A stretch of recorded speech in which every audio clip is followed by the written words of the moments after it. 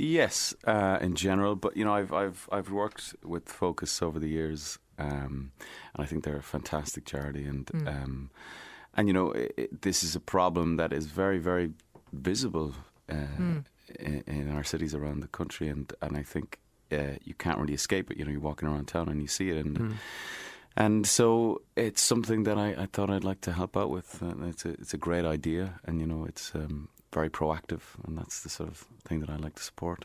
Yeah, because you've been away for 14 years in London, and now you're back. What's that like? Well, the mad thing is that I've been away working since we moved, so I've only really been back 5 minutes occasionally, the occasional weekend. Oh. But we're very happy, and yeah, you know, just being able to have the possibility of seeing my family and friends more often when I do stop working, I'm really looking forward to it. And yeah, the kids are very happy and everyone's very happy. What brought you home? I don't know. Just, I think you're away long enough, and eventually you start approaching a certain phase in your life, and you go, right, I think you want to be close to the people that are important to you, and you know, you want your kids to have that sense of community and to be able to get to the countryside. I love London. I loved living there. It's a brilliant town, but I feel like I kind of done it, you know. Oh yeah. And what about music? I didn't realise you were playing in a band before you were acting. Do you still play? Well, I mess around, you know. If we were to break out Zappa, I'm the Slime, would you be able to play it on guitar? Absolutely. No, never could. Never could. It's less of a possibility now than before. I'm still a fan of Zappa. What about Bowie?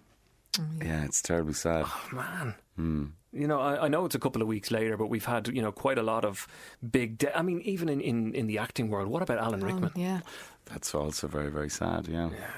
You know what? Simon Pegg said something extraordinary about David Bowie, and I thought, you know, in all the eulogies and everything that's been written about him and the obituaries and all that, I thought that Simon Pegg said, if you're feeling sad, remember the earth is 400 billion years old, and you are lucky enough to live at the same time as David Bowie. Yeah. I thought that just summed it up. That's beautiful. We are lucky. Isn't it? And unfortunately, I mean, I guess we're living at a time where a lot of these big music heads that burnt a soundtrack of our lives are starting to unfortunately fade away. And it's almost a sad time to be looking at these guys heading into their 70s and 80s and things like that, because this is, you know, it's par for the course.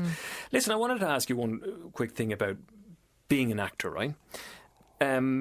For one of your recent movies, you lost a hell of a lot of weight. Oh, Heart of the Sea. Yeah. Oh, yeah. How on earth do people in your line of business do what they do as quickly as they do it? I mean, I read something about Christian Bale learning to play drums in 6 weeks.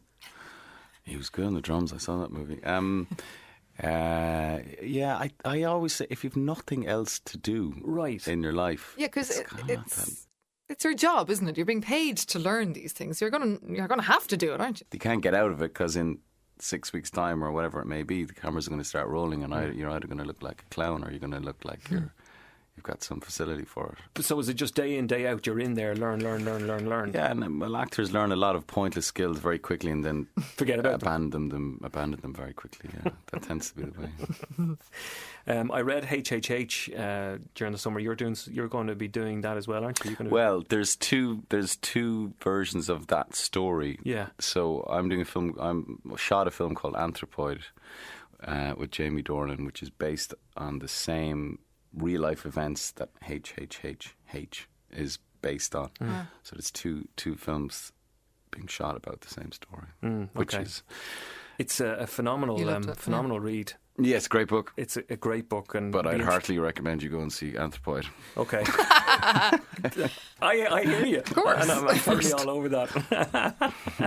Has Ireland been good to you since you've come back? Okay, you mentioned earlier that you haven't been around all that much because you're in and out and you're working this, that and the other. But to the family, you know, have we been okay? Because sometimes we're a bit of a nation of, who does your man think he is? Is there, you've been, you know, treated okay? I think so. I mean, you're back. I read somewhere that, you know, politicians, ugly buildings and whores, if they stick around long enough, you know, people accept them. I feel like for some reason I've fallen into that category. So people just let you alone and they're happy enough, because I've been around long enough now and people kind of know how I go about things. I think so people are fairly fairly relaxed about Leave it. you alone. You scare my wife. No! Scarecrow. Oh, Scared yes. the bejesus out of her. Yeah. Right. Okay. Red Eye. All right. Scared the bejesus out of her. No, only because you were so convincing. Good, I suppose. No, sorry. That was the Yeah, no, that was the intention. yeah. Yeah. Man, we're delighted that you're involved in our radiothon, that you're helping out with Focus Ireland. It's going to be a good couple of days on Nova. I've just finished binge watching Making a Murderer, and Peaky Blinders keeps popping up there. Should I give that a go? Oh, absolutely, yeah. I heartily recommend you watch Peaky Blinders, and all your listeners do also, after they contribute to the radiothon.